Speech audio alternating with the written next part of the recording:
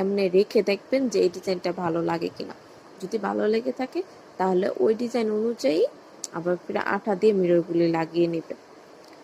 এতে করে আপনাদের যদি কোনো কিছু চেঞ্জ করা থাকে খুব ইজিভাবে আপনারা চেঞ্জ করতে পারবেন। এই যে আমার মিররের কাজ করা শেষ, এটা হলো মিররের কাজ করার ফাইনাল লুক। দেন আমি এটার মধ্যে ক্লে রেডি করে নেব, সেজন্য আমি চক পাউডার নিচ্ছি। চক পাউডার আপনারা আপনাদের পরিমাণ মতো নিয়ে নেবেন। এরপর আমি ফেভিকলের গ্লু নিয়ে নিলাম। এরপরে এই দুইটাকে মিক্স করে নেব। একটু পানির প্রয়োজন পড়েছে তাই আমি পানি দিলাম। আপনারাও পানি অল্প পরিমাণ দিবেন, বেশি পরিমাণ পানি দিলে জিনিসটা নষ্ট হয়ে যাবে। চেষ্টা করবেন খুব অল্প পানি দিতে। এরপর আমি কালার দিয়েছি, কালারের জন্য আমি অ্যাক্রিলিক কালার ইউজ করেছি। এই যে এটা হলো এই কালারটা, অ্যাক্রিলিক ফেভিকল অ্যাক্রিলিক কালারটা ইউজ করেছি। দেন আমি ক্লেটা রেডি। এই যে দেখেন আমি কিভাবে দিচ্ছি। সবচেয়ে বেটার হয় কি এই যে হাত দিয়ে করলে আপনি